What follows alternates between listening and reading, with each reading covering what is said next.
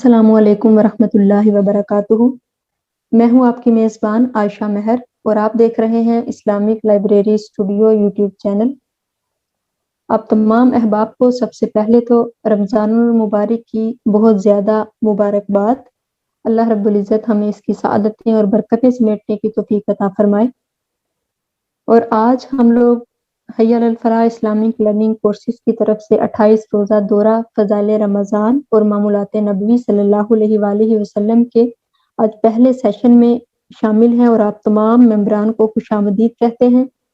الحمدللہ اس 28 روزہ دورہ میں ہم رمضان المبارک سے ریلیٹڈ مختلف موضوعات پر آپ سے گفتگو کریں گے، جن میں روزے سے متعلق احکام، اس کے مسائل، فضائل رمضان، فضائل قرآن، اعتکاف کے احکام، اس کے مسائل، زکوٰۃ، صدقہ فطر کی فضیلت، اس کے احکام، لیلۃ القدر کی فضیلت اور اس کی اہمیت سے استفادہ حاصل کریں گے۔ چونکہ آج ہمارا پہلا سیشن ہے، استقبالیہ سیشن ہے، تو آج اس میں ہم روزے سے متعلق چند چیزیں جو ہیں وہ آپ کے ساتھ شیئر کریں گے، جیسے روزے کی فرضیت ہے، اس کے واجبات، اس کی شرائط اور قرآن مجید جو ہے اس کی روشنی میں روزے کی فرضیت اور رمضان المبارک کی فضیلت، اور سب سے خاص بات کہ حضور صلی اللہ علیہ وآلہ وسلم اس مبارک مہینے کا استقبال کیسے کرتے تھے۔ تو آج اپنے پہلے سیشن کی طرف بڑھتے ہیں۔ امید ہے کہ آپ جو ہیں وہ ہمارے ساتھ اس سیریز میں بہت زیادہ آپ سیکھیں گے اور انشاءاللہ ہم سب کو اس سے استفادہ حاصل کرنے کی توفیق ملے گی۔ تو آج ہم اپنے پہلے سیشن کی طرف بڑھتے ہیں۔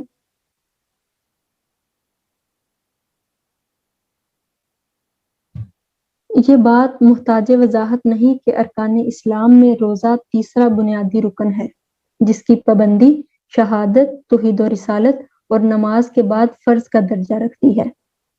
اب آج جو ہم موضوع آپ کے ساتھ شیئر کریں گے وہ انہی حکمتوں سے متعلق ہوگا جو فرضیت روزہ کے عمومی حکم میں کار فرما ہیں۔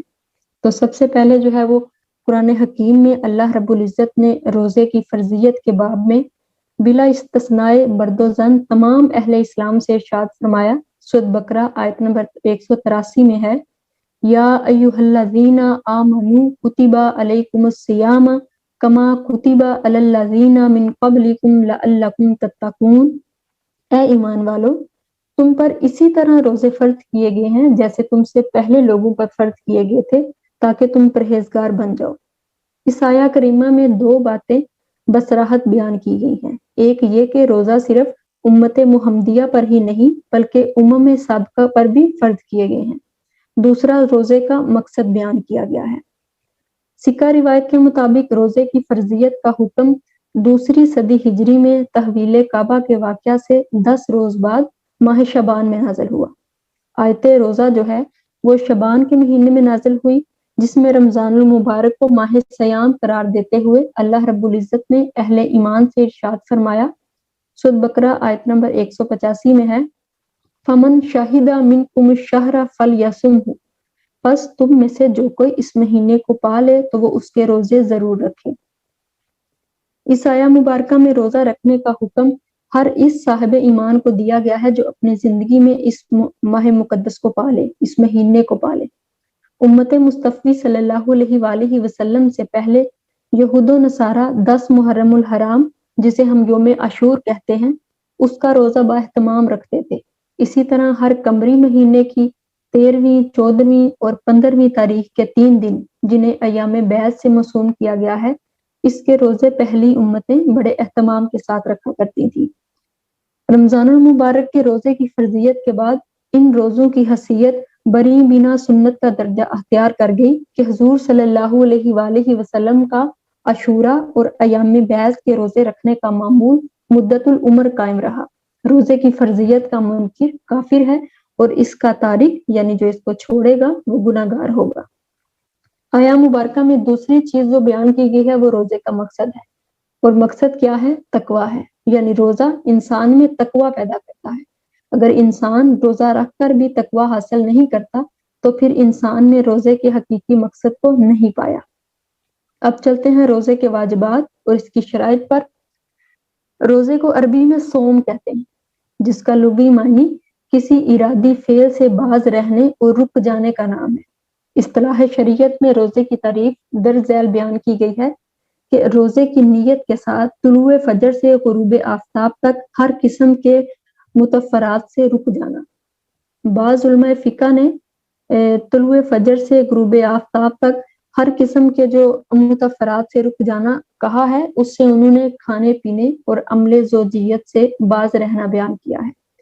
فقہی اعتبار سے پو پھوٹنے سے لے کر غروب آفتاب تک کھانے پینے اور ازدواجی تعلق یعنی مباشرت سے باز رہنے کے عمل کو صوم سے تعبیر کیا گیا ہے، یعنی روزے سے تعبیر کیا گیا ہے۔ اس بنا پر روزہ 5 چیزوں کو ملحوظ خاطر رکھنے کی عبارت ہے۔ اس میں سب سے پہلا کھانے سے اجتناب، پینے سے اجتناب، ازدواجی تعلق سے اجتناب، روزے کی مدت یعنی اس کی ڈیوریشن اور اجتناب کی نیت۔ یہاں یہ بات ذہن نشین رہے کہ مترجہ بالا جو افعال ہیں ان کا جو صدور ہے وہ اسی وقت روزے کی حیت اختیار کرتا ہے جب یہ بنیت روزہ ہو۔ بغیر نیت ہی اگر آپ بھوک اور پیاس کو ہی اپنے اوپر طاری کر لیں گے تو وہ پھر روزہ قرار نہیں دیا جائے گا۔ اب رمضان المبارک کی طرف چلتے ہیں کہ رمضان کی اس کا معنی کیا ہے، اس کا مفہوم کیا ہے اور یہ اس کو رمضان کا نام کیوں دیا گیا۔ عربی زبان میں رمضان کا جو مادہ ہے یہ رامادون سے نکلا ہے، جس کا معنی سخت گرمی اور تپش ہے۔ رمضان میں چونکہ روزہ دار بھوک و پیاس کی حدت اور شدت محسوس کرتا ہے، اس لیے اسے رمضان کہا گیا ہے۔ ملا علی قاری فرماتے ہیں کہ رمضان رمادعا سے مشتق ہے، اس کا معنی سخت گرم زمین ہے، لہذا رمضان کا معنی جو ہوا وہ سخت گرم ہوا۔ رمضان کا یہ نام اس لیے رکھا گیا ہے کہ جب عربوں نے پرانی لغت سے مہینوں کے نام منتقل کیے تو انہیں اوقات اور زمانوں کے ساتھ موسوم کر دیا جن میں وہ اس وقت واقع تھے۔ اگر آپ دیکھیں تو جب یوم عاشور کا وہ روزہ رکھتے تھے 10 محرم کا، تو چونکہ عشر 10 کو کہتے ہیں تو اس کی جمع عاشور ہوئی، تو اس کو انہوں نے یوم عاشور کا نام دے دیا۔ اسی طرح جب ہر چاند کی 13ویں 14ویں اور 15ویں کو روزہ رکھتے تھے تو اس کو ایام بیض کا نام دے دیا، جس کو ہم دعات بھی بولتے ہیں۔ تو اسی طرح رمضان جب اس کا فرض ہوا، اس میں روزے فرض ہوئے تو اتفاقاً ان دنوں سخت گرمی کا موسم تھا، تو اس لیے اس کا نام جو ہے یہ رمضان رکھ دیا گیا۔ اب ہم قرآن و حدیث کی روشنی میں رمضان کی فضیلت کو دیکھتے ہیں۔ رمضان المبارک اسلامی تقویم یعنی اسلامی کیلنڈر میں وہ بابرکت مہینہ ہے جس میں اللہ تعالیٰ نے قرآن حکیم نازل فرمایا۔ رمضان المبارک کی ہی ایک بابرکت شب آسمان دنیا پر پورے قرآن کا نزول ہوا، لہذا اس رات کو اللہ رب العزت نے تمام راتوں پر فضیلت عطا فرمائی اور اسے شب قدر قرار دیتے ہوئے ارشاد فرمایا لیلۃ القدر خیر من الف شہر، شب قدر فضیلت و برکت اور اجر و ثواب میں 1000 مہینوں سے بہتر ہے۔ رمضان المبارک کی فضیلت، اس کی عظمت اور اس کے فیوز و برکات کے باب میں حضور نبی اکرم صلی اللہ علیہ وآلہ وسلم کی چند احادیث مبارکہ بھی درج ہیں، جن میں سب سے پہلے حضرت ابو ہریرہ رضی اللہ عنہ سے مروی ہے، صحیح بخاری کی حدیث پاک ہے کہ حضور نبی اکرم صلی اللہ علیہ وآلہ وسلم نے ارشاد فرمایا جب ماہ رمضان آتا ہے تو جنت کے دروازے کھول دیے جاتے ہیں اور دوزخ کے دروازے بند کر دیے جاتے ہیں اور شیطانوں کو زنجیر میں جکڑ دیا جاتا ہے۔ رمضان المبارک کے روزوں کو جو امتیازی شرف اور فضیلت حاصل ہے اس کا اندازہ حضور نبی اکرم صلی اللہ علیہ وآلہ وسلم کی اس حدیث مبارکہ سے لگایا جا سکتا ہے، جس کے راوی حضرت ابو ہریرہ ہیں کہ وہ فرماتے ہیں کہ حضور نبی اکرم صلی اللہ علیہ وآلہ وسلم نے فرمایا جو شخص بحالت ایمان ثواب کی نیت سے رمضان کے روزے رکھتا ہے اس کے سابقہ تمام گناہ بخش دیے جاتے ہیں۔ رمضان المبارک کی ایک ایک ساعت، ایک ایک گھڑی اس قدر برکتوں اور سعادتوں کی حامل ہے کہ باقی 11 مہینے مل کر بھی اس کی برتری و ہمسری نہیں کر سکتے۔ پھر ایک اور قیام رمضان کی فضیلت کے متعلق حضرت ابو ہریرہ رضی اللہ عنہ سے مروی حدیث پاک ہے کہ حضور نبی اکرم صلی اللہ علیہ وآلہ وسلم نے ارشاد فرمایا جس نے رمضان میں بحالت ایمان ثواب کی نیت سے قیام کیا اس کے سابقہ تمام گناہ معاف کر دیے جاتے ہیں۔ صحیح بخاری کی حدیث پاک ہے۔ اور اب چلتے ہیں کہ یہ اتنا مبارک مہینہ ہے، اتنا مقدس مہینہ ہے جس کی فضیلت ہمیں قرآن سے بھی ملتی ہے، ہمیں حدیث سے بھی ملتی ہے، تو حضور نبی اکرم صلی اللہ علیہ وآلہ وسلم اس کا کیسے استقبال کرتے تھے؟ جس مہینے کی اتنی فضیلت ہے کہ اسے 11 مہینوں کے اوپر رکھا گیا ہے. پورے 12 مہینوں میں جو ایک مہینہ ہے اس کی فضیلت ہے. تو آپ صلی اللہ علیہ وسلم کیسے گزارتے تھے اس کو, اس میں کیا معمولات کرتے تھے؟ تو حضور نبی اکرم صلی اللہ علیہ وآلہ وسلم جو ہیں وہ رمضان المبارک سے اتنی زیادہ محبت فرماتے کہ اکثر اس کے پانے کی دعا فرماتے تھے. اور رمضان المبارک کا اہتمام ماہ شعبان میں ہی روزوں کی کثرت کے ساتھ ہو جاتا تھا. آپ صلی اللہ علیہ وآلہ وسلم بڑے شوق اور محبت کے ساتھ ماہ رمضان کا استقبال کرتے. حضور نبی اکرم صلی اللہ علیہ وآلہ وسلم اس مبارک مہینے کو خوش آمدید کہہ کر اس کا استقبال فرماتے تھے اور صحابہ کرام سے سوالیہ انداز میں 3 بار دریافت کرتے, ماذا تستقبلکم و تستقبلون, کون تمہارا استقبال کر رہا ہے اور تم کس کا استقبال کر رہے؟ 3 دفعہ یہ دریافت فرماتے. حضرت عمر بن خطاب رضی اللہ عنہ نے عرض کیا, یا رسول اللہ کیا کوئی وحی اترنے والی ہے؟ آپ صلی اللہ علیہ وآلہ وسلم نے فرمایا نہیں. عرض کیا کیا کسی دشمن سے جنگ ہونے والی ہے؟ حضور نبی اکرم صلی اللہ علیہ وآلہ وسلم نے فرمایا نہیں. عرض کیا یا رسول اللہ پھر کیا بات ہے؟ آپ صلی اللہ علیہ وآلہ وسلم نے فرمایا بے شک اللہ تعالیٰ ماہ رمضان کی پہلی رات ہی تمام اہل قبلہ کو بخش دیتا ہے.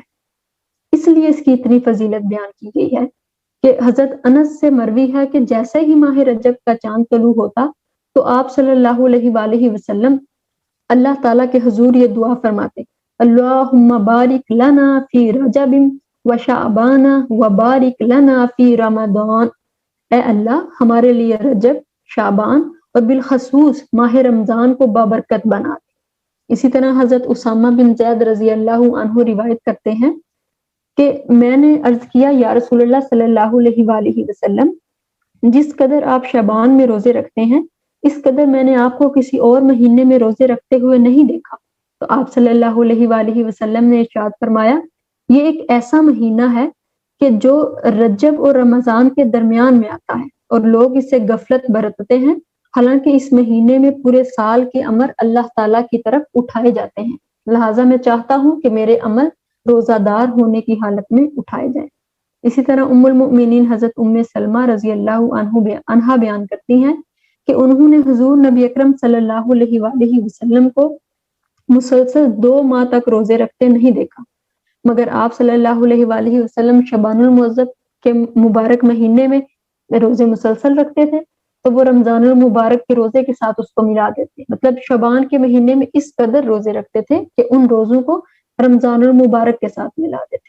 ماہ شعبان ماہ رمضان کے لیے مقدمہ کی مانند ہے, لہٰذا اس میں وہی اعمال بجا لانے چاہیے جن کی کثرت رمضان المبارک میں کی جاتی ہے, یعنی روزے اور تلاوت حکیم ہمیں زیادہ سے زیادہ کرنی چاہیے.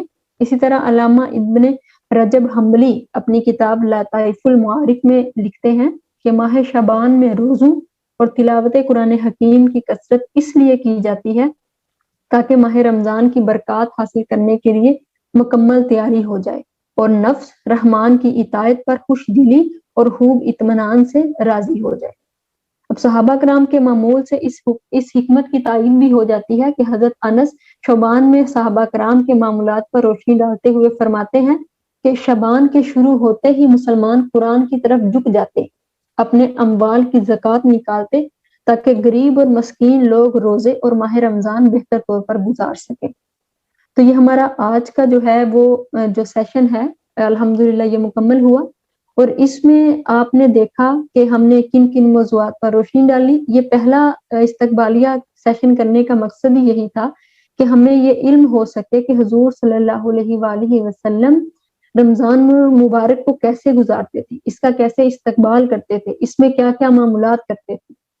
تو انشاءاللہ ہم باقاعدہ اپنے کل کے سیشن میں جو ہے وہ حضور نبی اکرم صلی اللہ علیہ وآلہ وسلم کے تمام معمولات جو ہیں وہ مختصر آپ کے ساتھ شیئر کریں گے کہ حضور صلی اللہ علیہ وآلہ وسلم پورا مہینہ جو ہے وہ کس طرح سے گزارتے تھے, باقی مہینوں کی نسبت اس میں کیا اضافہ کرتے تھے, قیام میں اضافہ کرتے تھے, عبادت میں اضافہ کرتے تھے, روزے کس طرح سے رکھتے تھے. تو یہ ساری چیزیں انشاءاللہ کل کے سیشن میں ہم جو ہیں وہ آپ کے ساتھ شیئر کریں گے. تو آج جو ہے وہ اتنا ہی آپ کے ساتھ, اور دعا کیجئے کہ اللہ تعالیٰ جو ہے وہ ہمیں اس کی برکتیں اور ثابتیں سمیٹنے کی توفیق عطا فرمائے. غلطی ہوئی ہو تو اس کو معاف کر دیجئے. جو ہے ہمارا مقصد یہی تھا کہ ہم آپ کے ساتھ جو ہے وہ اس خوبصورت جو ہے وہ موضوع کو شیئر کریں، تاکہ جو لوگ نہیں جانتے ان کے علم میں بھی آ جائے اور پھر ہم اس سے زیادہ استفادہ حاصل کر سکیں۔ تو انشاءاللہ کل کے سیشن میں باقاعدہ آپ سے ملاقات ہوتی ہے۔ تو آج کے لیے اتنا ہی، اپنا خیال رکھیے، دعاؤں میں یاد رکھیے۔ اللہ حافظ۔